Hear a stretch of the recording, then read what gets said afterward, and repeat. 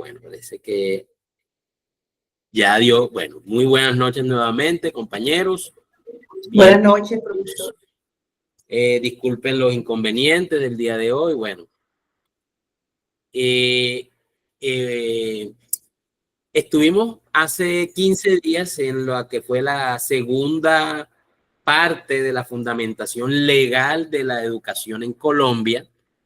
Y hoy vamos a hablar sobre un tema que es igual de importante o quizás más importante que la parte legal, que es la parte epistemológica de la educación en nuestro país. O sea, hoy vamos a ver cuáles son esas bases estructurales a partir de las cuales se desarrolla la política educativa a nivel nacional en nuestro país.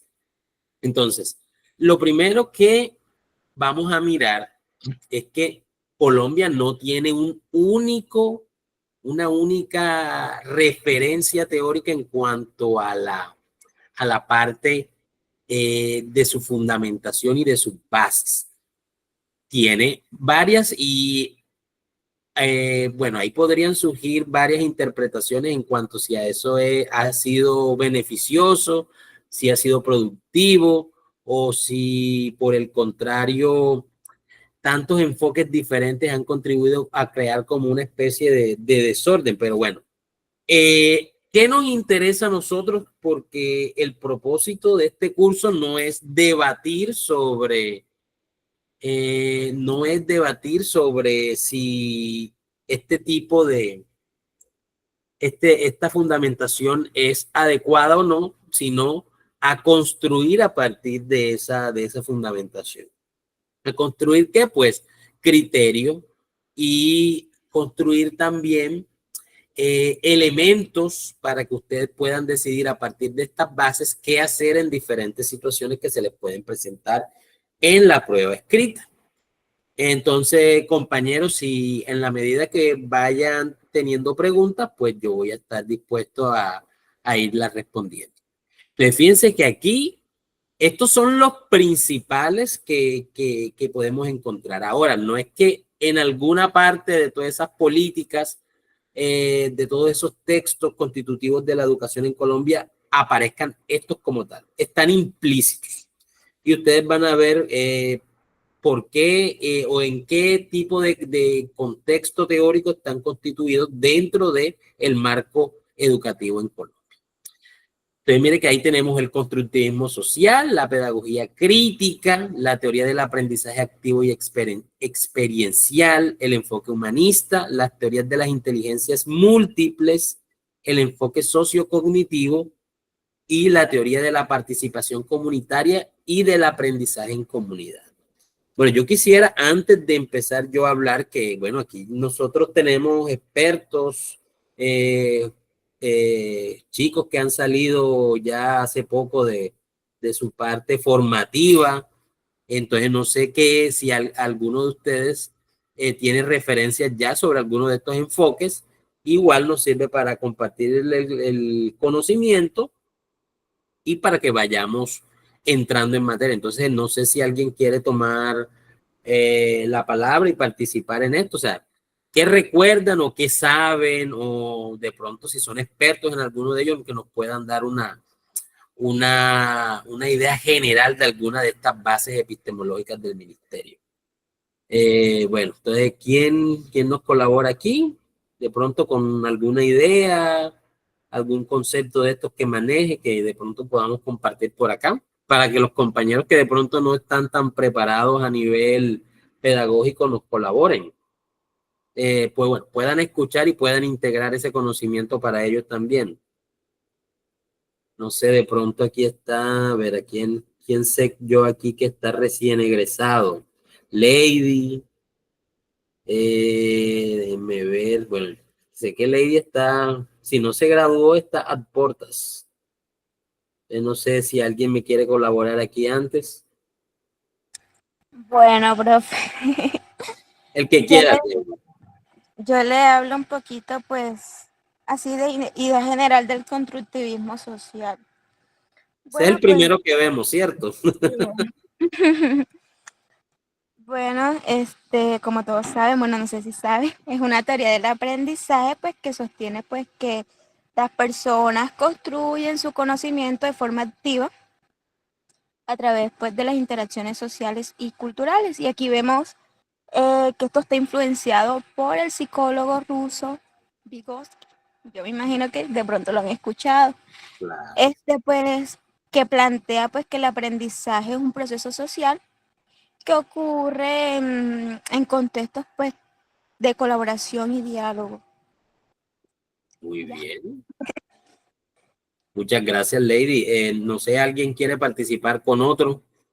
¿Alguno de estos enfoques que conozca o que de pronto, o quizás haya hecho experiencia, los profes que ya están con experiencia aquí, no sé? Bueno, aquí está Oscar, Oscar que también está fresquito de la universidad. No sé si Oscar nos colabora con alguno de estas bases y nos habla un poquito de ellas.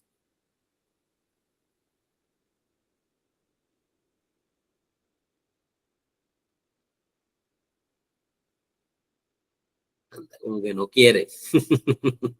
Bueno, se atrevió Lady. Bueno, entonces vamos a empezar y vamos a hablar con, bueno, ya Lady les dio una muy buena idea de la primera base, que es el constructivismo social. El constructivismo social es una parte integral de la educación en Colombia, por lo menos en el papel. Ustedes van a juzgar si lo que ustedes, los provisionales, o sea, los que ya tienen experiencia en educación, están aplicando ese tipo de conocimiento, de teoría. Bueno, aquí está Santiago levantando la mano, como que quiere participar antes de iniciar. Adelante, compañero Santiago. Profe, buenas noches. Buenas noches.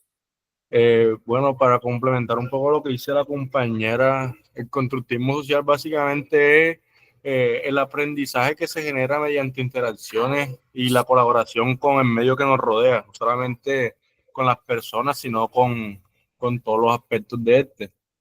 Esta teoría dice que no hay conocimiento como que erróneo, porque cada quien desde su experiencia y desde sus vivencias está construyendo un conocimiento, ya, que el conocimiento no es ni verdadero ni errado, es solamente conocimiento que de la realidad de la persona es verdadero o no.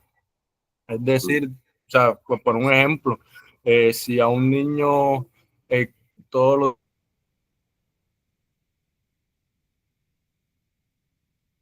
Me parece que perdimos al compañero Santiago.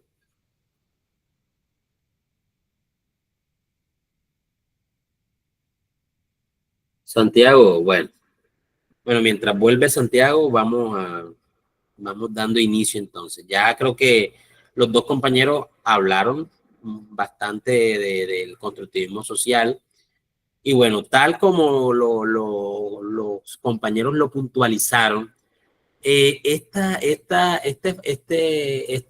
enfoque, este fundamento teórico habla de que los estudiantes deben participar activamente en su proceso de aprendizaje, pero mediante la interacción social.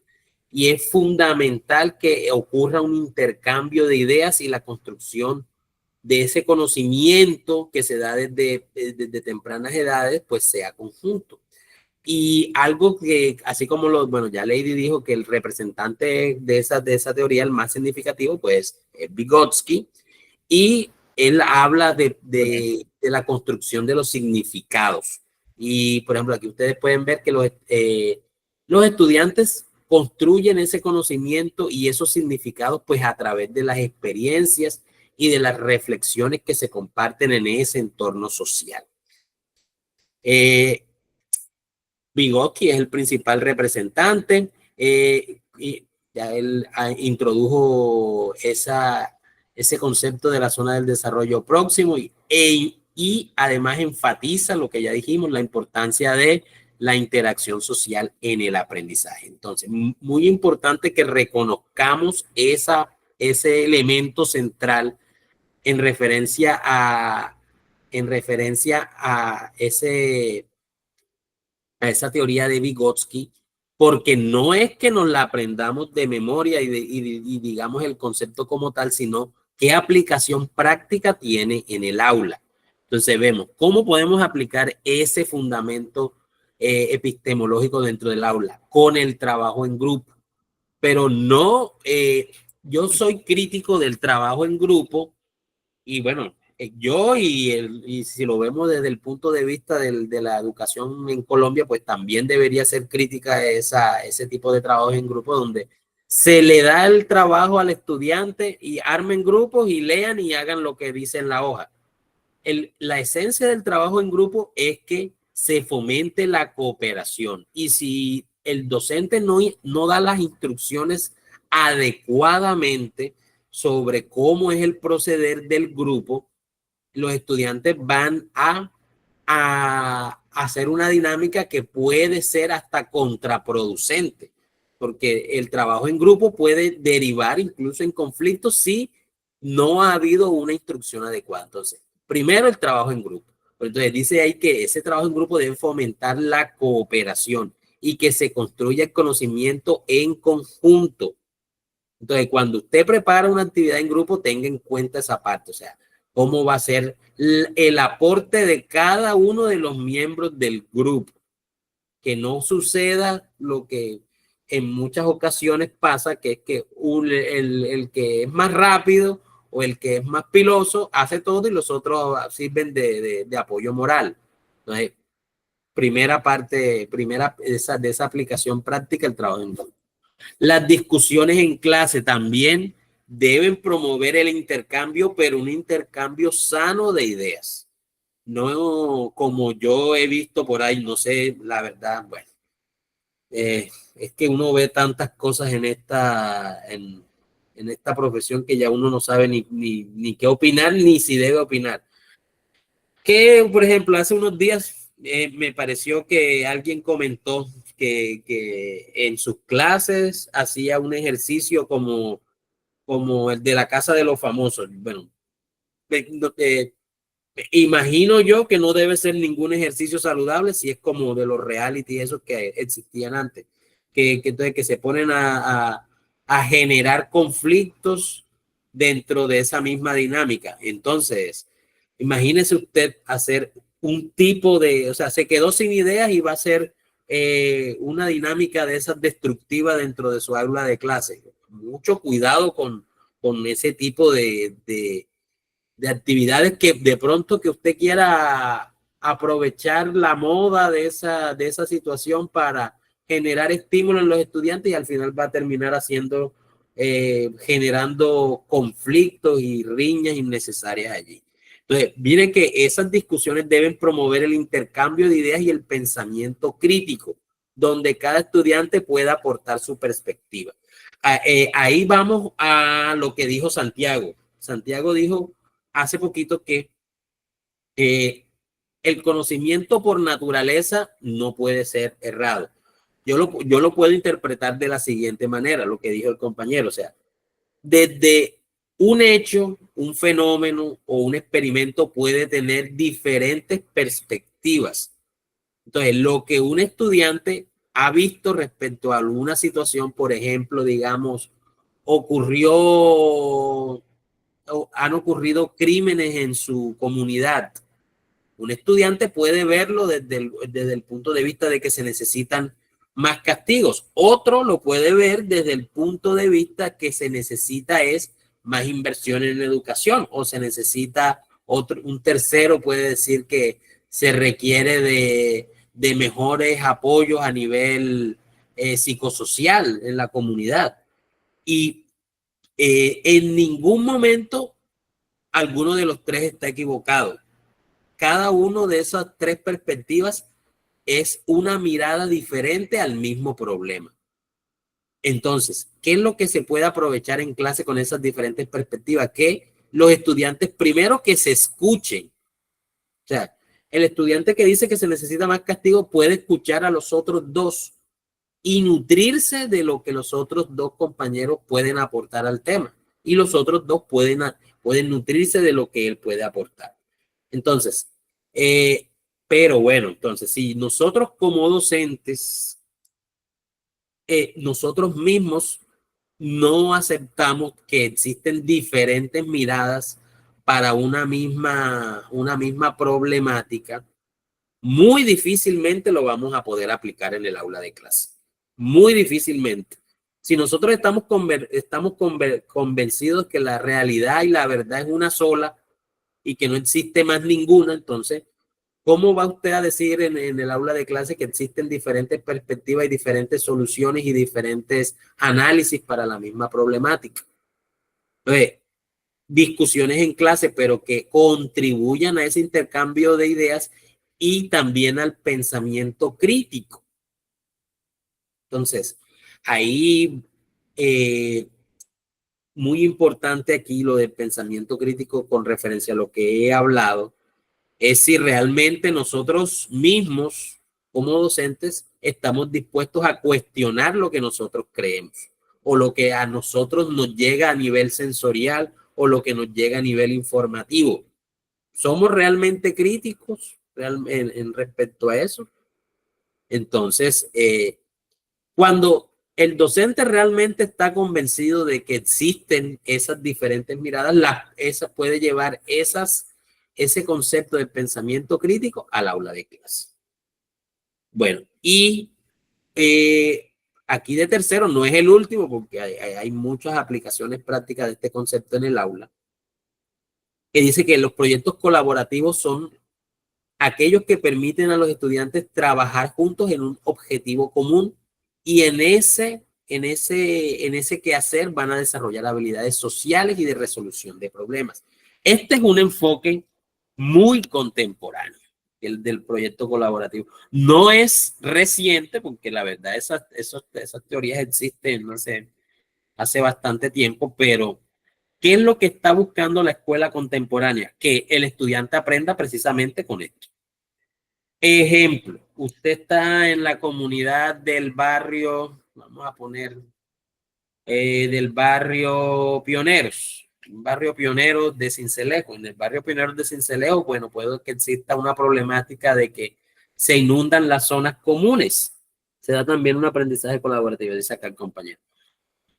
Pioneros tiene esa problemática que las áreas verdes comunes del barrio se inundan cada vez que llueve. Esa puede ser una problemática que se trabaje desde la escuela. Entonces, ¿qué puede hacer el docente ahí? Pues orientar. Puede decir, bueno, por ejemplo, jóvenes, hoy vamos a hacer una exploración de esas áreas verdes a ver qué sucede. Si hay fotos, si hay testimonios de la comunidad. De pronto ahí también pueden entrar las matemáticas, las mediciones de las áreas comunes, qué porcentaje se llena. Entonces, esos proyectos colaborativos, y además cuando son longitudinales, se desarrolla un proyecto a lo largo de un trimestre o a lo largo de un semestre, generan no solamente esa capacidad para que los estudiantes aprendan diferentes competencias de diferentes áreas, sino que también aprendan a trabajar juntos. Ahora, existe mucha resistencia para este tipo de situaciones dentro de los colegios, que de pronto hay esos currículos que son muy rígidos y muy segmentados, o sea, naturales va por su lado, matemática va por su otro lado, inglés va por el otro lado, y no hay ni siquiera diálogo entre las áreas para construir estos proyectos colaborativos que deberían surgir al inicio de un periodo, de un año. Entonces, pero para que ustedes lo tengan en cuenta, de que esa es una opción que puede salir en el examen escrito. O sea, ¿de qué manera el docente fulano de tal está preocupado porque sus estudiantes se resisten a trabajar en equipo y han habido problemas de convivencia? ¿Cuál de las siguientes situaciones puede promover dichas competencias que están en falencia? Bueno, entonces, una de las respuestas podría ser generar un proyecto colaborativo en relación a la problemática de las basuras de la comunidad. Ya usted sabe que los proyectos colaborativos contribuyen a eso. Y eso hace parte de ese fundamento epistemológico que tenemos en Colombia. El trabajo en equipo. colaborativo y que fomente el pensamiento crítico. Bueno, fíjense que ya hablamos de esa parte del pensamiento crítico, pero vamos a complementar acá ya no desde el constructivismo social, sino desde la pedagogía crítica. Entonces, analicemos un poquito cuáles son esos conceptos claves de la pedagogía crítica. Entonces, se habla, por ejemplo, de la conciencia crítica. Los estudiantes deben aprender a cuestionar y analizar su entorno social y político, promoviendo una comprensión más profunda de su realidad. Si el estudiante es en una comunidad donde hay reclutamiento de menores, es una oportunidad importante para que el estudiante entienda de dónde es que está surgiendo ese problema y que analice muy bien esa realidad en la que vive. Pero no solamente es analizarla por analizarla, sino que a partir de esa comprensión pueda haber una transformación en esa estructura social. Y esa transformación eventualmente, si se cumplen todos los pasos y si la escuela realmente está comprometida con ese trabajo social que tiene, porque es que a veces creemos que la escuela, el único trabajo que tiene es meterle contenido a los estudiantes. Y vamos a ver que usted va aquí y consulta la ley y la escuela tiene un compromiso con su comunidad. Es que la escuela es independiente y la comunidad solamente contribuye llevando a los estudiantes. Pues, para que lo tengan en cuenta.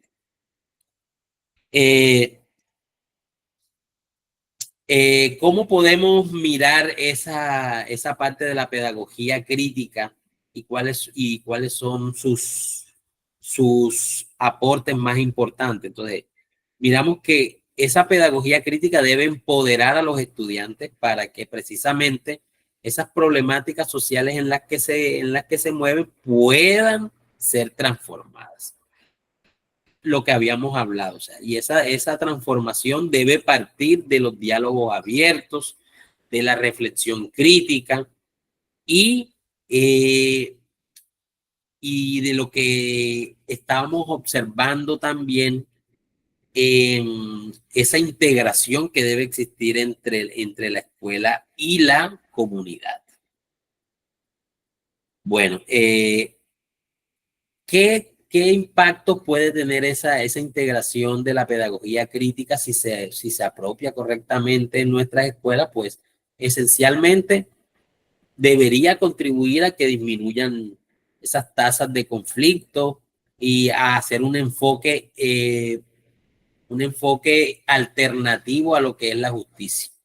Es curioso que los chicos desde temprana edad ya están pidiendo que si un estudiante se equivocó o comete un acto disruptivo de la convivencia, entonces lo que piden es castigo. Entonces, también hay que mirar qué opciones de justicia hay, restaurativa, por ejemplo.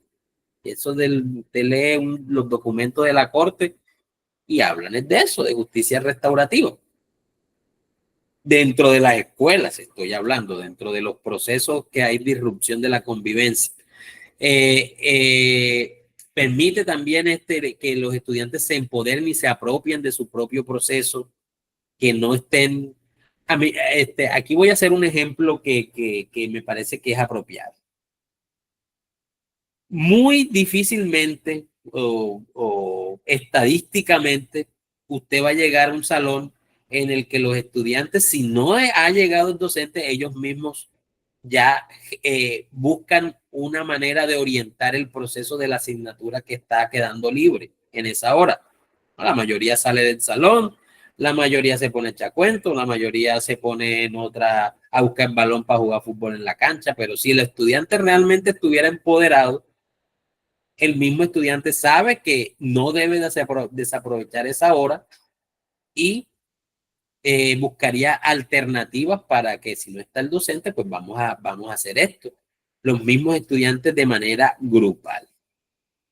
Y a futuro, bueno, mire que las sociedades equitativas a las que siempre estamos aspirando, pues dependen precisamente de que exista ese enfoque crítico hacia la realidad en la que se vive. Bueno, entonces continuamos aquí. No sé si, bueno, por aquí yo alcancé a leer unos mensajes. Vamos a leerlos antes de continuar. Cuando estaba hablando sobre, bueno, dice Santiago, qué pena, se me cayó el internet. No sé hasta qué punto escucharon lo que decía. Sí, alcanzamos a escuchar bastante, compañero. Se da también un aprendizaje colaborativo. Me imagino que está hablando de la parte del constructivismo social, compañero. Esos proyectos que menciona se llaman proyectos transversales. Bueno, vamos a hacer una aclaración aquí respecto a los proyectos transversales. Los proyectos transversales, ese concepto no es el mismo que el de los proyectos colaborativos. Los proyectos transversales son unas líneas que ya están, incluso esas líneas están constituidas por ley. Y ahí podemos encontrar, por ejemplo, la educación económica y financiera, proyecto ambiental y otro también educación de educación sexual. Hay otros también, bueno, pero vamos a mencionar esos tres. Si usted se da cuenta, pues esos son unos proyectos genéricos que las escuelas deben tener, pero cuando se habla de un proyecto colaborativo, pues se hace referencia a algo que está dentro del contexto de los estudiantes que ellos puedan contribuir a resolverlo de manera grupal. Entonces, el contexto puede ser tan local como dentro del aula de clase. El techo tiene un agujero, ¿cómo vamos a resolver eso? O se mete el agua y se encharca porque hay desnivel en el piso. O tan extenso como como un problema que ocurre a nivel global, el calentamiento global o los combustibles fósiles, también puede hablar de eso. Pero entonces fíjese que los proyectos colaborativos no necesariamente es que sean algo desligado de los proyectos transversales, pero la definición no es exactamente la misma. Entonces vamos a mirar acá. ¿Qué más dice Heidi? Allá se maneja el trabajo colaborativo también a través de proyectos y también lo hacemos con la transversalidad. Bueno, fíjate que aquí Heidi habla que tienen trabajos colaborativos y tienen transversalidad, bueno, haciendo como la diferencia. Álvaro Sierra habló educación sexual. No me refiero a los proyectos entre áreas y asignaturas que usted los mencionó brevemente. Bueno, listo, perfecto. Devolvamos acá hasta donde nos quedamos. La teoría del aprendizaje activo y experiencial. Y aquí es donde yo digo que aquí hay una ruptura y hay un abismo entre lo que nosotros vemos en la mayoría de las escuelas y lo que realmente se espera de las escuelas. En este sentido, la teoría del aprendizaje activo y experiencial. Entonces dice que este principio se basa en la participación de los estudiantes en actividades que fomenten su compromiso y motivación hacia el aprendizaje. Y compañeros, lamentablemente, y digo lamentablemente porque de pronto muchos compañeros se encuentran muy cómodos en esa postura, lamentablemente para los compañeros docentes, pero de manera no tan lamentable para los chicos, pues colocarse frente al tablero a llenarlo de contenido para que los estudiantes copien en el cuaderno ese contenido, pues eso no es aprendizaje ni activo, ni experiencial, ni tampoco fomenta nada, ni compromiso, ni motivación, ni nada.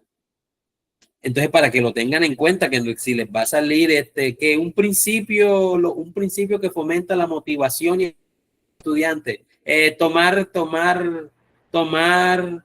nota de lo que el docente muy apropiadamente ha escrito en el tablero.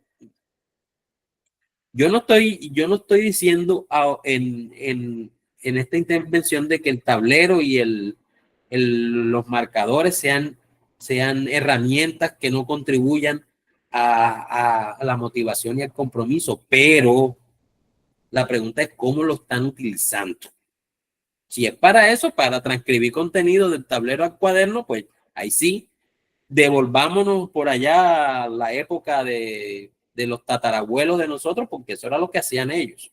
Y aquí usted, docente del siglo XXI, usted tiene que buscar otra cosa.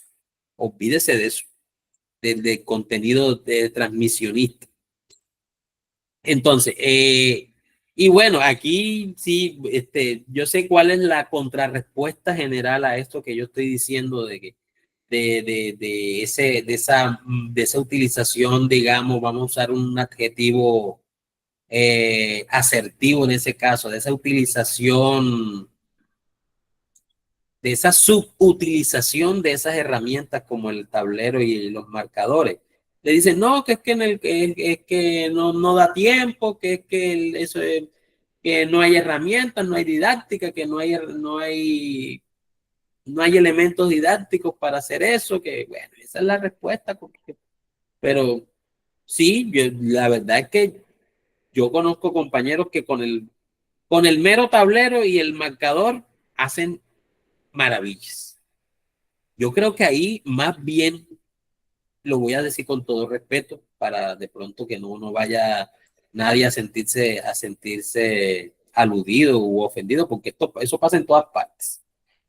Creo yo que ahí el problema es que muchos de nuestros compañeros les hace falta formación en esa parte de la didáctica.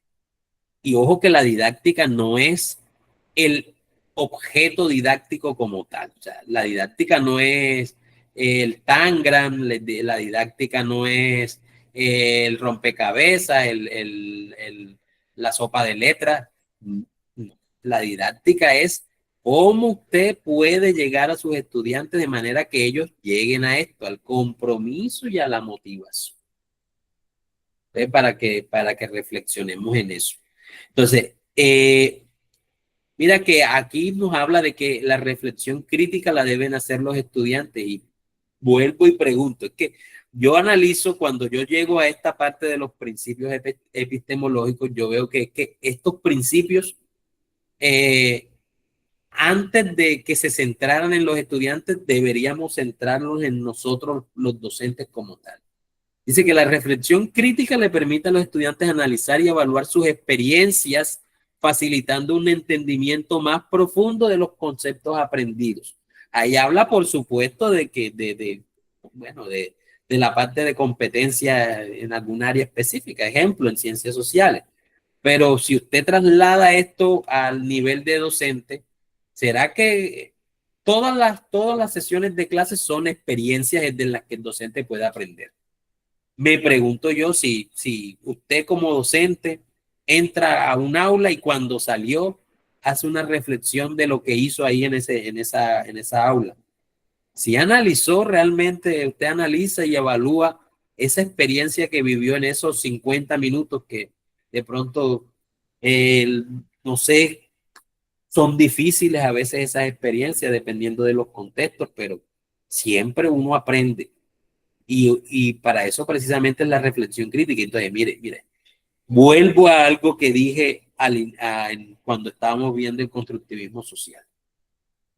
Si nosotros no integramos esto en nuestra propia práctica, es muy difícil, por no decir imposible, que nosotros generemos eso en los estudiantes. Si nosotros mismos no somos críticos de lo que hacemos, nosotros no le podemos enseñar a los estudiantes a que sean críticos con ellos. O sea, nosotros le decimos que lo he visto muchas veces, es que no ves que esa cartelera está muy mala, está muy poco, o sea, no quiero utilizar las palabras que yo he escuchado porque, bueno, pero, o sea, le dicen al estudiante, ¿es que acaso no ves lo que trajiste de cartelera? Como haciendo referencia a que la cartelera fue de mala calidad. Pero, sí, bueno, sí. ¿Cómo le puedo yo enseñar a un estudiante que sea crítico con los productos que entrega, pero si yo mismo no soy crítico con el producto que le entrego a ellos de manera educativa? Pues les dejo esa inquietud ahí para poder seguir, porque si no me tiro el resto del tiempo en esa argumentación. Entonces, Mire que sigamos acá. La aplicación práctica de conocimiento refuerza el aprendizaje, permitiendo a los estudiantes poner en práctica lo que han aprendido. Esto es una conexión con esto que veíamos acá, los proyectos colaborativos. Bueno, aplicación práctica. Bueno, sigamos aquí. Bueno, aquí mencionan unos teóricos. No, a mí no me interesa tanto la parte de que ustedes se aprendan cuáles son los referentes. Los van a tener que buscar. Yo sí les sugiero que esta parte de aquí, bueno, van a ser dos partes, pero estos, sobre todo los que no tienen formación pedagógica, deben buscar ampliar esto para que cuando de pronto a usted no le van a preguntar esto, que usted no le van a preguntar, ¿en qué consiste la teoría del aprendizaje activo y experiencial? No, usted no le van a preguntar eso en la prueba escrita, pero sí le pueden desarrollar esa teoría en una de la situación problema o de las respuestas. Entonces, deben conocerlo, porque, o sea, si usted le están describiendo, no necesariamente le tienen que describir un animal, no necesariamente le tienen que dar el nombre del animal para que usted entienda cuál es a partir de la descripción. ¿Sí? Les dejo esa inquietud allí. Mira que cómo se puede implementar esta parte del aprendizaje activo y experiencial en el aula.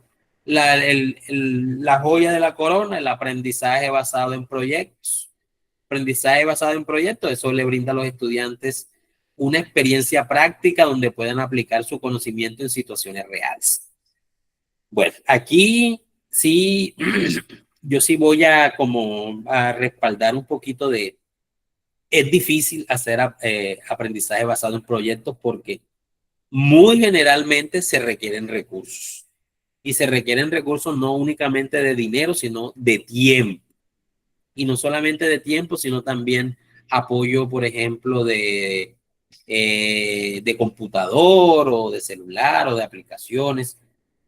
Pero bueno, entonces, como les digo, o sea, el proyecto, cuando se quiere, se puede. O sea, de pronto con los chicos, los mismos chicos, a veces cuando el proyecto les gusta, ellos mismos van contribuyendo. La parte, o sea, si usted solamente tiene unas horas a la semana una hora a la semana para desarrollar esa parte del aprendizaje basado en proyecto, lo puede hacer a término anual. De pronto un proyecto, fíjense que puede ser sencillo, puede durar todo el año. ¿Sí? Y de las otras, pues, pues, ya ahí sí, si su directivo docente no tiene las herramientas, no le permite usarlas, pues, bueno, ahí sí podría ser con un padre de familia o usted aporta sus propios equipos, bueno, y ahí sí depende de qué tanta intención tenga usted en colaborar allí. Ahora, hay iniciativas como por ejemplo el proyecto Ondas o hay iniciativas que salen del Ministerio de Educación o de la Secretaría de Educación donde se apoya a los docentes a que hagan ciertos tipos de proyectos. ¿Qué puedo decir allí? Bueno, o sea, además de estar atentos, se requiere un trabajo inicial porque generalmente lo que le evalúan a ustedes para evaluarle esos proyectos es la propuesta como tal. ¿Qué puede hacer usted para que de pronto, si se abre porque el asunto es que a veces la convocatoria la abren y es de una semana o de 15 días? Pues puede tener como una base de datos de posibles proyectos que usted quiere desarrollar y los va trabajando.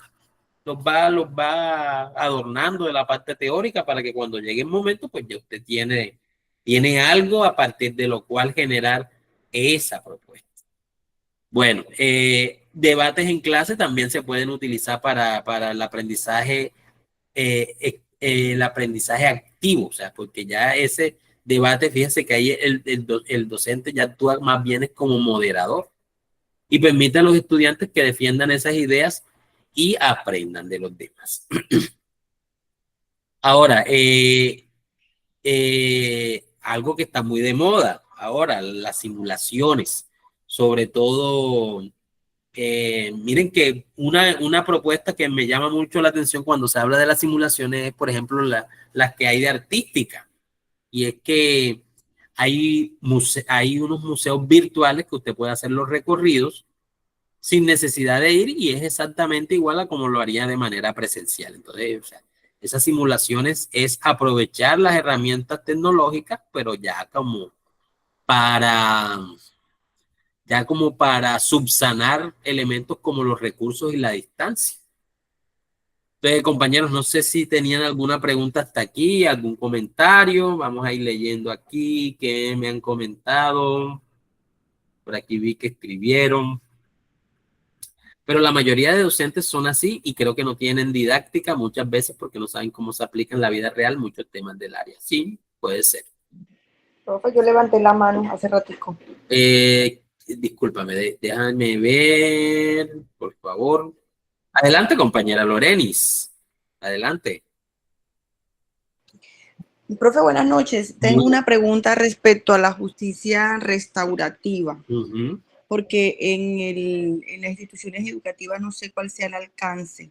Quiero ponerle un ejemplo puntual para que me aterrice un poco. Por ejemplo, en una institución educativa los estudiantes tuvieron una pelea, una discusión, alteraron, digamos, que el orden, etcétera. Y los directivos deciden ponerlos a limpiar el colegio, por ejemplo, a barrer. Pero entonces ya se toma como una práctica, digamos que recurrente. Cada vez que un estudiante tiene un mal comportamiento, lo sacan del aula y lo ponen a barrer todo el día al colegio. Digamos que la interpretación que yo le puedo dar pues, está en dos líneas. La primera es que puede generarse cercenar en la estima del estudiante porque todos se burlan y lo señalan, ¿verdad? Y lo otro es que le estamos negando al estudiante el derecho a la educación porque lo tenemos por fuera del aula todo un día barriendo. Y si nos encontramos en un contexto de pronto urbano, ¿verdad? Perdón, rural, terminan de pronto los estudiantes tomando eso como una excusa para no estar en clase y estimular el mal comportamiento en los estudiantes. Esa es mi interpretación, pero yo quisiera que usted me aterrizara un poco en cuanto a cómo aplicar la justicia restaurativa y si esta que le acabo de mencionar puede ser una buena opción. Bueno, compañera Lorenis, desde mi punto de vista de lo que yo entiendo y conozco, bueno, primero que todo, vamos a hacer como una aclaración inicial. Cuando un estudiante se saca del aula, ahí no se está vulnerando per se o necesariamente se está vulnerando el derecho a la educación, sino más, bueno, y lo voy a explicar con un ejemplo sencillo. Cuando un estudiante sale del aula, por ejemplo, a representar el colegio en un concurso de cuento en el centro comercial, ahí no se le está vulnerando el derecho a la educación. Entonces, nosotros a veces tendemos a confundir la escolarización con la educación. Nosotros creemos, porque ya eso nos lo metieron en la cabeza, que escolarizar, que el derecho a la educación es la escolarización como tal, que el estudiante permanezca dentro del colegio, dentro del aula, y no es el caso. Una pregunta que yo me haría ahí es, cuando se saca a ese estudiante del aula en una acción que pues ahí sí, después voy a hablar de si realmente esa acción es restaurativa o no, pero cuando habría que analizar si el hecho de que un estudiante salga del aula por ejemplo, dice la compañera Barrer, pero bueno, eso podría verse como adecuación de los espacios comunes de la institución. O sea, ¿será que al estudiante se le puede, esa actividad que está haciendo, podría verse como una manera de educarlo en el sentido de conservar los espacios comunes limpios? Pues es una pregunta. Yo creería, si me preguntan a mí, yo creo que si se hace apropiadamente, sí es un espacio educativo. en el que el estudiante puede aprender. Ahora, vamos a ver, ahora sí voy a ir a la parte en la que si realmente hacer esas adecuaciones de esos espacios comunes corresponde con una acción restaurativa, pues tocaría mirar cuál fue la acción, porque si la acción fue, por ejemplo, que los estudiantes se pusieron a rayar las paredes o que se pusieron a arrancarle las ramas a los árboles y a los arbustos que están dentro del colegio o dentro de las instalaciones del colegio, yo creo que esa que menciona usted sí podría ser una acción reparativa, una acción restaurativa. No sería una acción restaurativa como tal si la disrupción ocurrió en un sentido socioemocional, que un niño le dijo a una compañerita, le hizo comentarios soeces. Y entonces no sé qué tan restaurativo sea que el estudiante barra para que solucione esa acción que cometió. Pero entonces, compañera, para concluir, entonces, es restaurativa si se conecta con el hecho disruptivo como tal. Segundo, sí, yo creo que la estrategia de limpiar la institución sí puede tener un enfoque educativo. Y tercero, no nos metamos en la cabeza que el derecho a la educación necesariamente tenga que ver con la escolarización, que ese hecho como tal de que el estudiante permanezca dentro del aula frente del docente. Entonces, no sé, compañera, si le respondí la pregunta o si tiene algún otro comentario adicional. Sí, profesor, me quedó claro. Digamos que conecto con usted, pero de repente no había hecho esa relación, que cuando aplicamos justicia restaurativa, ¿verdad? Debe estar relacionada con el comportamiento disruptivo, con la falta que se haya cometido, porque si no guarda relación, entonces de repente se pierde la intención, ¿verdad? Claro que sí, mi estimada compañera. Gracias. Bueno, entonces vamos a continuar a ver hasta dónde llegamos. Vamos a ir hasta las 9:10, 9:15. Bueno, tuvimos ese inconveniente, pero bueno. El enfoque humanista, bueno, fíjense que, por ejemplo, estas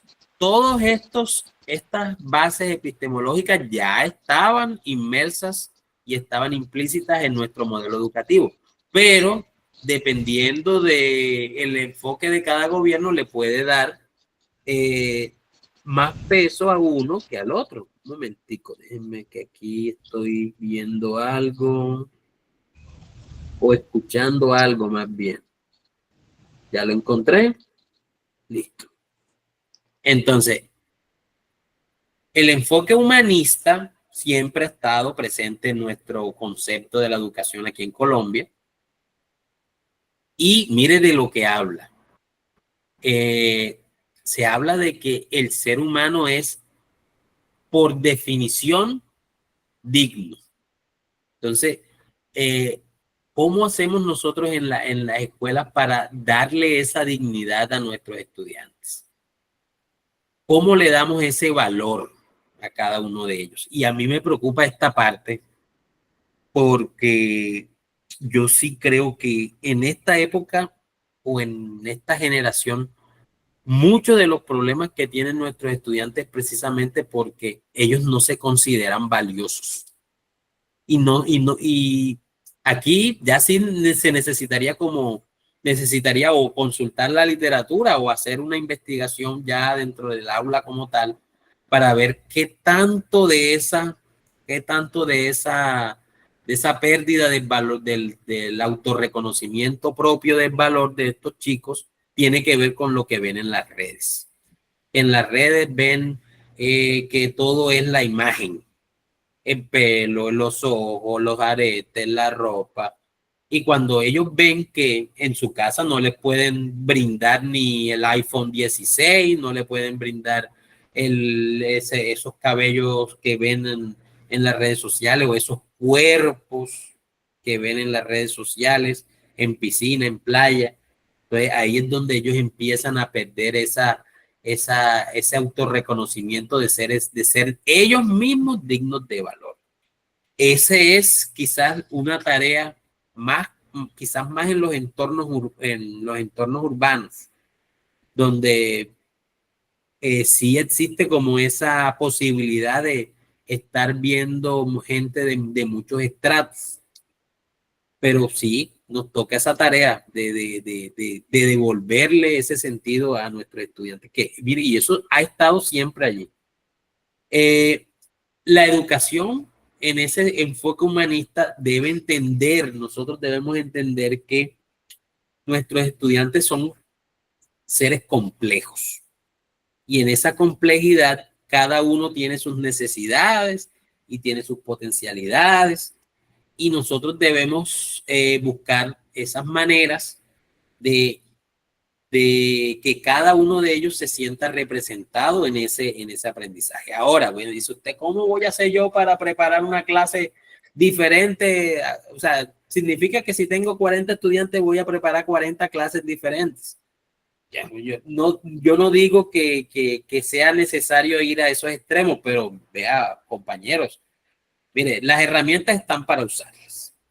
Mire, ahora que tenemos las herramientas de inteligencia artificial que nos pueden ayudar en ese sentido de, hombre, yo le puedo dar puede ser que en una clase exista un grupo que sea más homogéneo, es decir, que todos aprenden más o menos de la misma manera, tienen un buen nivel, pero siempre hay como los casos tip, que no estoy hablando de los de inclusión, sino, por ejemplo, hay un estudiante que no copia, entonces no copian, la acción número 1 del profe que está ahí, anda, no copia, vamos a llamar a la mamá, vamos a llamar al coordinador, vamos a llamar a la rectora, llaman a todo el mundo y no buscan la solución ahí mismo con el estudiante. Entonces yo digo, hombre, si de pronto usted no tiene la herramienta para analizar por qué es que no está copiando, de pronto él tiene otra manera diferente de aprender, y es un caso extremo porque si usted empezó a llamar papá, al coordinador,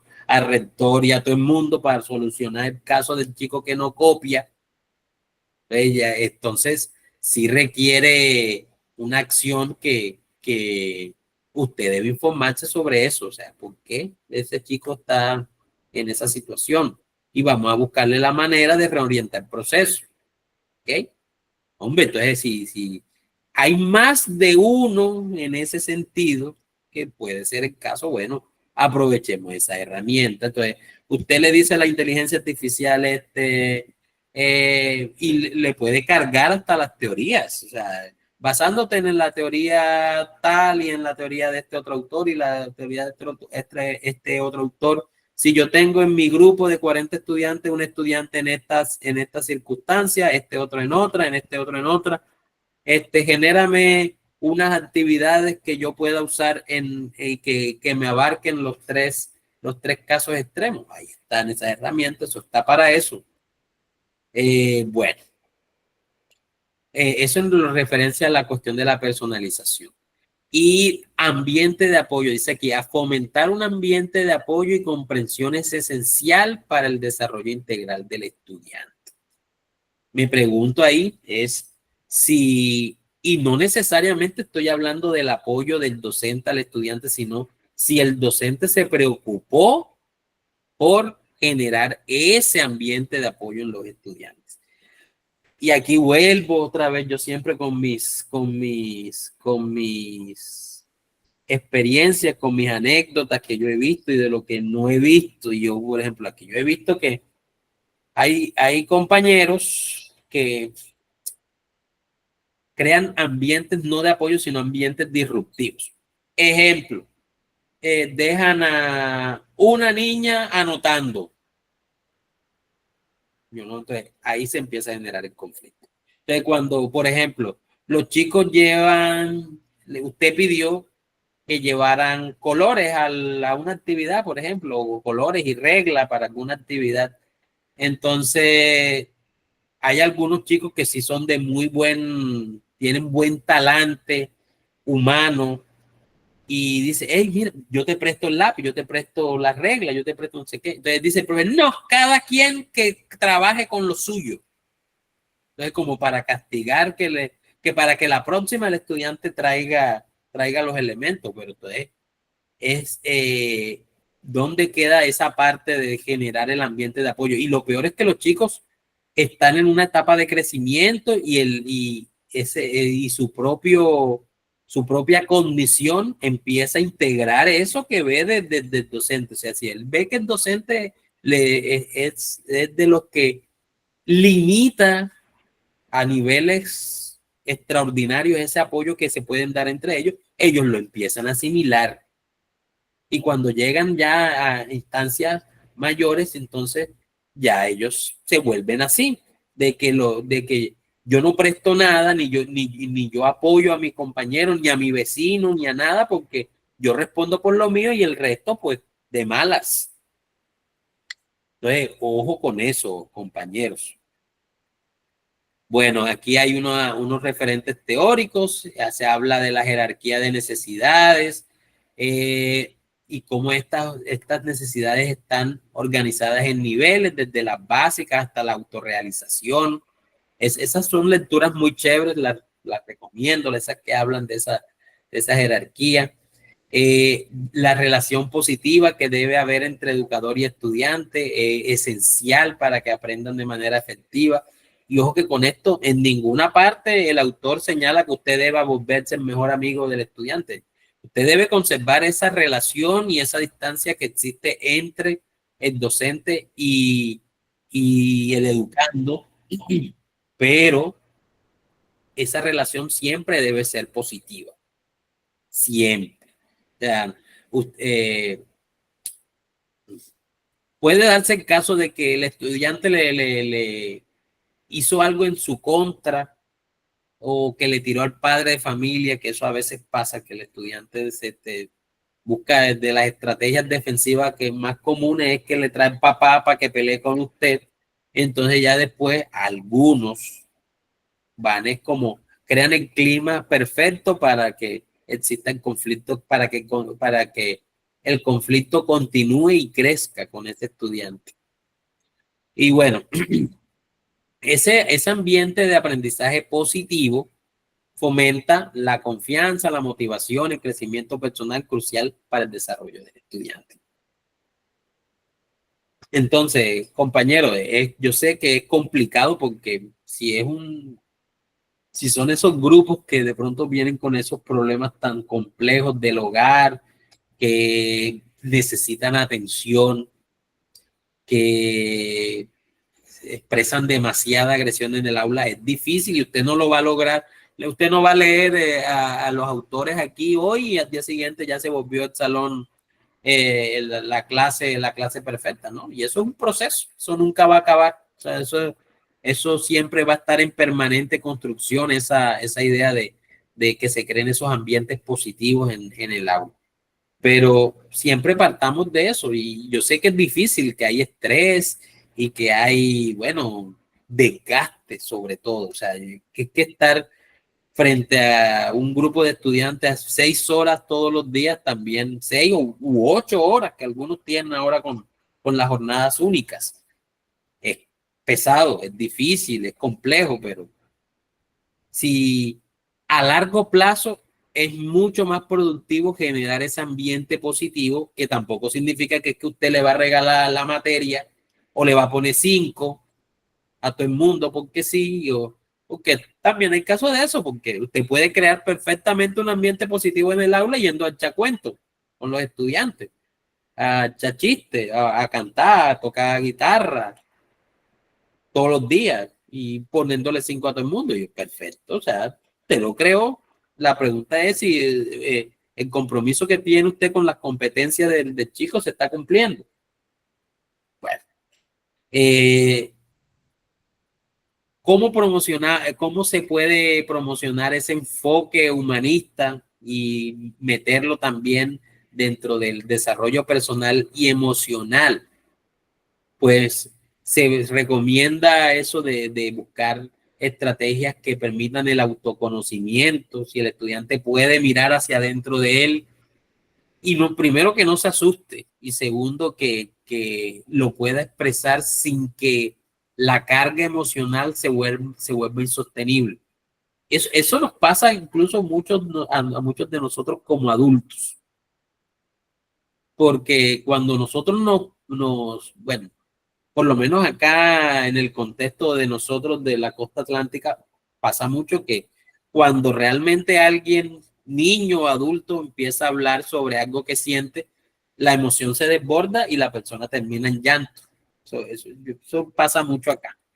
Que yo a veces me siento con un estudiante, le empiezo a preguntar, generalmente estudiantes que han tenido procesos disruptivos, se sienta uno con ellos y le empieza a charlar, obviamente con la intención de buscar qué es lo que pasa, pero ¿cómo es tu casa? ¿Quién te ayuda? Entonces empiezan a salir las cosas que van pasando en la casa. Y cuando llegas al momento crítico bueno, pero tú cómo te sientas al respecto, empieza el llanto.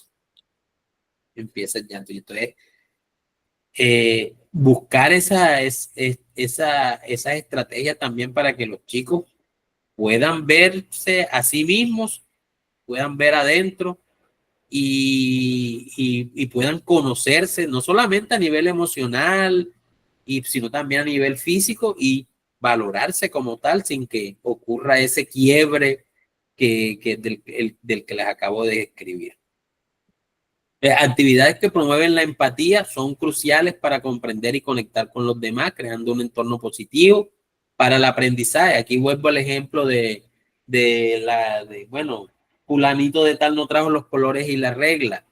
En lugar de estar en ese plan de, no, que cada quien trabaja con lo suyo, chao. Vamos a buscar, a aprovechar esa oportunidad para que los chicos se sientan en los zapatos del compañero. O sea, ¿qué tal si tú por X o Y motivo no pudiste traer los colores y la regla para la actividad? ¿Cómo te sentirías si nadie te quisiera compartir o prestar los materiales, güey? Es excelente oportunidad para hablar sobre la empatía. La autoexpresión y la autorreflexión. Fomentar la autoexpresión y la autorreflexión permitirá a los estudiantes explorar su identidad y emociones, contribuyendo a su crecimiento personal. Pues, lo que parecido, ya esto lo hablamos cuando estuvimos en la parte de la pedagogía crítica. Entonces, compañeros, no sé qué otra preguntita tenían por ahí, además de la que nos compartió la profe Loreli. Vamos a mirar acá. Bueno, tocar guitarra, sí. Bueno, o sea, yo no estoy diciendo que tocar guitarra o echar chistes o los otros ejemplos que yo di sean necesarios, no sean negativos en el contexto de la escuela. Claro que no, claro que muchas veces son positivos. Lo que yo digo es, por ejemplo, si usted es el profesor de matemáticas o el profesor de sociales y usted se va a poner, usted lleva la guitarra es para tocar a Diomedes Díaz vamos a poner a otro artista, a Darío Gómez, etcétera, y las competencias de sociales o de matemáticas por allá perdidas, bueno, ya. No, o sea, sí es cierto, pero, o sea, un momento, compañeros.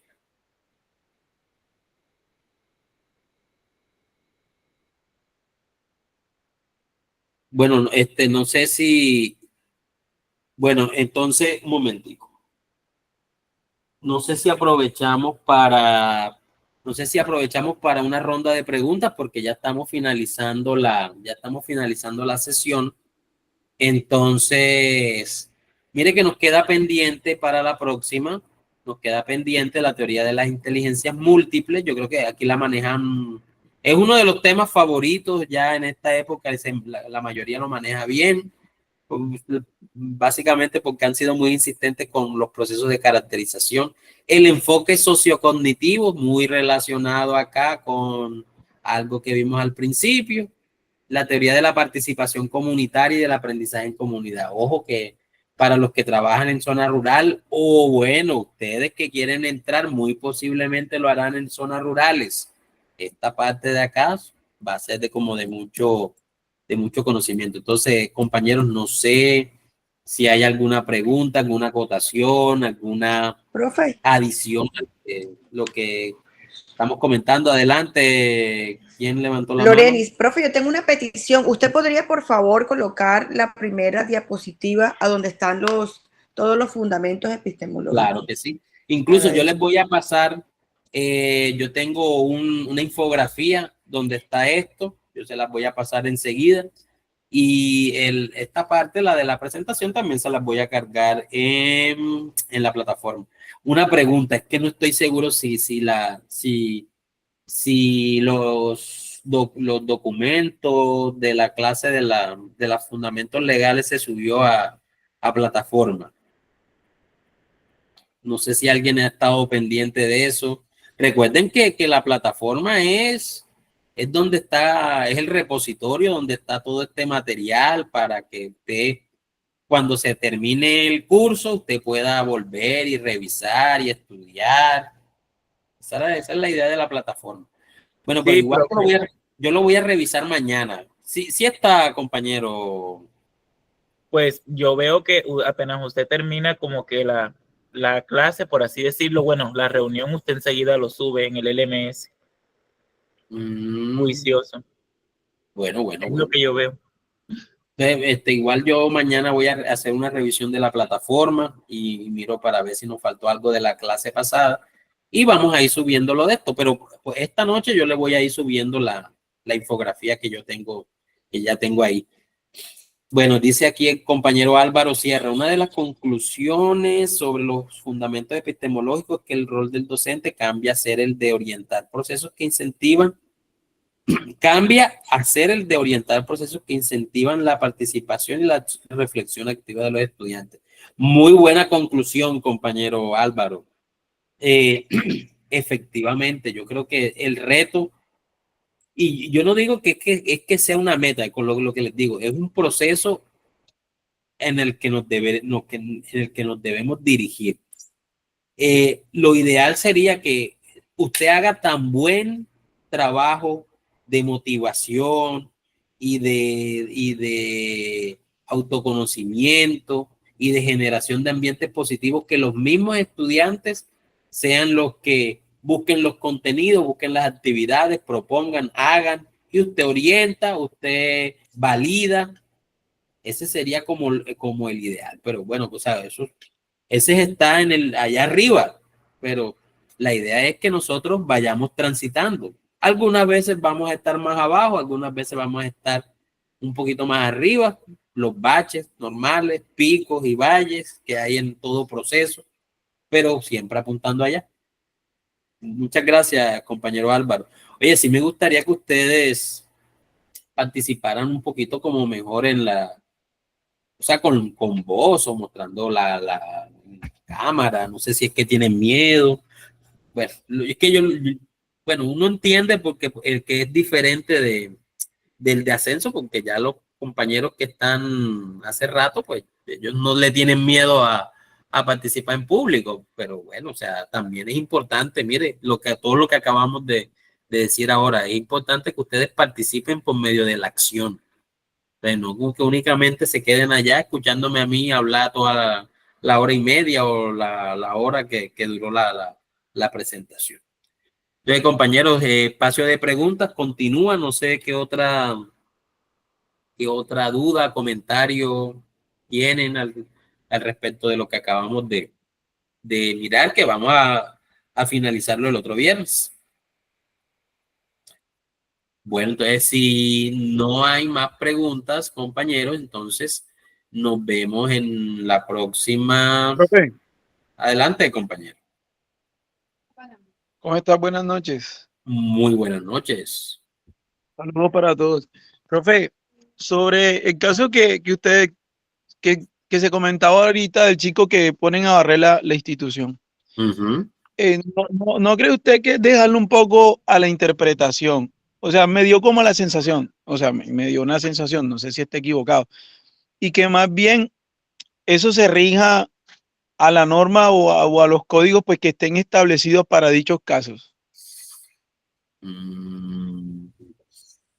Bueno, O sea, lo que quiero decir es que no se dejen a la interpretación si está bien hecho de que el chico vaya y barra, de que se pueda hacer y que no haya en consecuencia alguna acción penal en contra del docente. O sea, debe haber por, una mandar- norma que dice por y mandarlo a diga. barrer, por mandarlo a barrer. Hablábamos, hablábamos del caso que del chico que por cometer, Ujú. una compañera lo contó, que por cometer un acto de indisciplina lo sacaban de la institución y lo dejaban barriendo todo el día. Lo sacaban del salón, no del colegio. Del salón, perdón. Del salón, perdón. O sea, pero bueno, aquí la compañera Lili levantó hizo un comentario, no sé si me ayudas a comprender, Lili, por favor. Estoy de acuerdo con el compañero. Ajá, pero vamos a... Buenas noches, compañeros. Profe Carlos, buenas noches. Bueno, estoy de acuerdo con el compañero en el sentido de que sí queda, o sea, sigamos en nuestra prueba nos aterrizaran a un escenario como ese. También me queda como el sinsabor de saber si realmente yo me tendría que pegar a una norma, a algo en la restauración de los niños, porque digamos que tú hiciste como la conjetura y nos diste la solución y dijiste, bueno, vamos a trabajar esto de esta manera porque lo estamos viendo, pero realmente si esa acción va ante una prueba de nosotros, ¿cómo tendríamos que responder ahí? O sea, ¿hacia qué parte crítica, analítica podríamos resolver? ¿Tendríamos que irnos a alguna norma? ¿Tendríamos que irnos a qué, profe? Porque ahí sí estoy de acuerdo, me quedé como con el sinsabor de él también. O sea, déjenme comprender cuál es la duda en general. O sea, me dicen ustedes que si esa situación se presenta, que nos debemos referir a la norma, pero en referencia a qué exactamente. ¿Cuál es la acción que ustedes dicen que hay que... Cuando la compañera, digamos, decía que, bueno, el niño se saca y se pone a barrer en la institución y digamos que tú lo complementabas que si está basado bajo una acción que, por ejemplo, dañó algo y eso, pero si no es así, si es diferente, digamos que a qué tenemos que aplicarnos directamente, o sea, nosotros como docentes decir, bueno, yo tengo que hacer algo restaurativo con el niño, pero bajo qué norma, bajo, o sea, porque sí, lo podemos interpretar que sí, y en los colegios se da esto continuamente, todos los días es el pan de cada día en todas las instituciones. ¿Cómo hacemos para que el niño, y lo que tú dijiste hoy estuvo perfectamente en las clases, o sea, a veces nosotros los maestros somos los que vamos discriminando al estudiante, entonces llegamos a sala de profesores, ay no, 6-2 se portó mal, y entonces el otro sí, 6-2, no, sí, 6-2, entonces ya empieza todo el combo de maestros y ya ninguno quiere ingresar allá, pero no se buscan esas estrategias para poder volver a hacer que esos niños vuelvan, que esos niños se comporten, y con usted cómo se porta bien y con nosotros no, o sea, es como buscar esas estrategias, pero sí me quedó la duda ahí nosotros sobre qué nos podemos, por ejemplo, digamos, esa problemática que la compañera nos dice, si nos sale a nosotros, digamos, en la prueba, o sea, nosotros sobre qué nos podemos pegar y decir, no, esta es la correcta, porque pues tú nos dijiste varias correctas y entramos ahí en la sensibilización, pero realmente cómo podríamos contestar, o sea, bajo qué nos regimos nosotros. Bueno, entonces, ahí de lo que ustedes me han comentado, bueno, primero que ese tipo de acciones pedagógicas, pues que esa es la idea siempre, depende, va enfocada, por ejemplo, si es caso tipo 1, o sea, obviamente ya nosotros en la parte cuando estuvimos viendo la fundamentación legal, vimos que, por ejemplo, tipo 3 ya se nos salió del colegio, eso se fue para otro lado. Tipo 2 ya es un manejo del comité de convivencia y usted, de manera autónoma como docente, pues ya ese tipo, ese tipo de situaciones, bueno, dependiendo mucho también del contexto donde usted esté, porque si usted está sola en la sede, pues ya ahí sí es competencia suya, pero si es un colegio más estándar, donde hay varios docentes y donde está el comité de convivencia y tal, pues ya eso se va para el comité de convivencia. Ahora, cuando hicieron la pregunta de la justicia restaurativa, que el compañero estaba preocupado o estaba siendo crítico de la situación, ¿cierto? Él estaba siendo crítico de que si realmente mandaba arrear a un estudiante, se podía entender como un tipo de acción válida para un caso de disrupción de convivencia. Bueno, entonces, si nosotros nos vamos por ejemplo, a lo que podría estar establecido en el manual de convivencia, pues, primero que nosotros sabemos que los manuales de convivencia dependen mucho de su contexto. Entonces, del contexto socioeconómico, del contexto cultural, del contexto hasta del currículo oculto, porque, o sea, todas las instituciones tienen algo, un enfoque de acuerdo a lo que ha estipulado o la línea de pensamiento del rector o del coordinador, etcétera. Pero entonces, ¿qué premisa universal considero yo ahí que es importante? Si yo quiero aplicar una técnica que me sirva tanto para que esa acción disruptiva no ocurra, pero sin entrar sin entrar en la esencia punitiva, que es eso es lo que nos marca la ley. La ley nos dice eso, y usted lo puede leer, usted póngase a leer, a mí me encanta leer las sentencias de la Corte, porque esas son más instructivas que lo que usted puede leer en los decretos. Esas sentencias desmenuzan mucho toda la parte legal y te la explican de manera sencilla, porque eso a veces, incluso creo que había una sentencia que lo hicieron como en lenguaje para un niño de 12 años. Y yo, mira, qué interesante. Entonces, ¿qué nos dice la ley? Usted como escuela, usted no es juez, primero que todo. Usted no se va a parar usted allá desde el púlpito moral a decir, usted hizo este hecho reprobable, entonces usted se va 48 días para su casa, porque no lo queremos aquí más. Primero, saquémonos de la cabeza que en los colegios somos jueces. En los colegios no hay jueces. El colegio, por definición, es un espacio de apropiación y de desarrollo y de disfrute de los derechos de los estudiantes. Empecemos por ahí. Y si usted va a aplicar, si hay una disrupción de la convivencia, fuera de esas que ya miramos que, bueno, de la 3, que esa se va del colegio. Pero centrémonos en el caso 2, tipo 1. Ahí usted como parte de esa institución, el deber suyo es proponer acciones pedagógicas que aprovechen la situación para generar un aprendizaje tanto del estudiante como del conjunto de la población estudiantil. Entonces, vamos a un caso a un caso específico que ocurrió un estudiante que de pronto amenazó con un cuchillo a otro. Bueno, ese no, porque ya eso ya está como en caso tipo 3.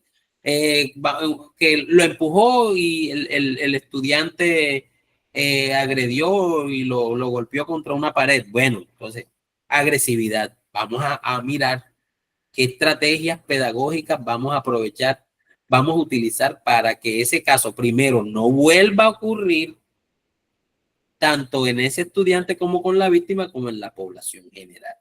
Entonces, si la pregunta es ¿cuál es esa vía legal a la que nosotros tenemos que acudir?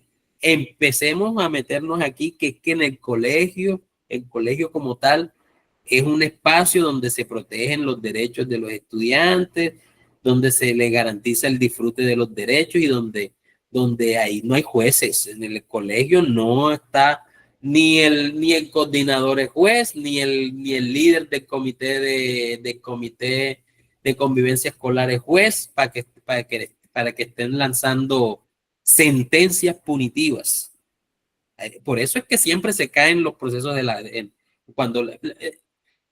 yo siempre he visto que los colegios siempre viven aterrados de que le caiga una tutela y viven aterrados es porque precisamente saben que están haciendo las cosas mal. Si saben que esa acción punitiva no la debieron hacer. Entonces, partiendo de ese principio, usted puede solucionar esas situaciones de acuerdo al contexto. Entonces, en referencia nuevamente al caso de que si barrer o no es restaurativo, vuelvo e insisto, o sea, ese caso podría ser si el hecho disruptivo tuvo que ver con esa parte. No, pero yo entiendo cuál es la inquietud que tienen ustedes. O sea, ¿qué pasa si yo llego a enfrentarme a una situación, problema en la que yo no sé qué hacer? O sea, que no tengo bases de pronto del caso en específico. Váyase por lo que yo le estoy diciendo. El colegio no es juez ni está apto para aplicar sentencias. El colegio es una institución donde hay expertos en pedagogía. Se asume que ustedes, si son expertos, deben saber organizar una estrategia para aprender de esa situación disruptiva y para que no se vuelva a ocurrir el hecho y tampoco se vuelva a ocurrir en la comunidad. Entonces, no sé si de pronto me he hecho entender o si la situación fue explicada apropiadamente o si fue que me confundí con lo que ustedes querían plantear, compañera Lili y compañero Lominet, fue el otro que preguntó, si no estoy mal. Profe, pues a mí ya me queda un poco más claro porque entonces desde ahí partimos de que tenemos que visualizar, digamos, en los casos que nos lleguen a dar, porque pues obviamente van a haber casos específicos que nos van a dar en la prueba, es mirar eso, desde qué punto, yo creo que ahí es pegarnos como al manual de convivencia y desde qué punto podemos ir restaurando lo de los niños sin lo que tú dices, sin ser jueces, porque cuando se nos presentan este tipo de situaciones, entonces uno las apropia a uno, bueno, ¿yo qué haría? No, yo no qué es lo que yo hago, sino lo que realmente el deber hacer pedagógico tenemos que implementar. Digamos que ahí es donde ya me quedó más clara la explicación que nos diste. Y tengo otra duda, profe, es que a mí se me pasó la prueba de matemáticas. ¿Esa tú la vuelves a abrir cuando? Esa prueba está abierta porque esa prueba era como para ir tanteando. Esa prueba la hice yo para mi estudiante de noveno. Ella sigue abierta. Esa yo no bueno, la profe, he gracias. Listo, profe, gracias. para matemáticas sí nos vamos a preparar bien. Por eso la estoy como dejando vamos a salir primero de esta parte de los fundamentos legales y epistemológicos y después van para irnos metiendo en la parte de matemáticas. Bueno, compañeros, muchas gracias. Disculpen si me extendí demasiado, disculpen los inconvenientes del principio de la actividad. Espero les haya sido de utilidad y nos vemos entonces en una próxima oportunidad. Muchas gracias por asistir. Mil gracias, profe. Feliz noche para todos. Feliz Gracias. noche. Gracias.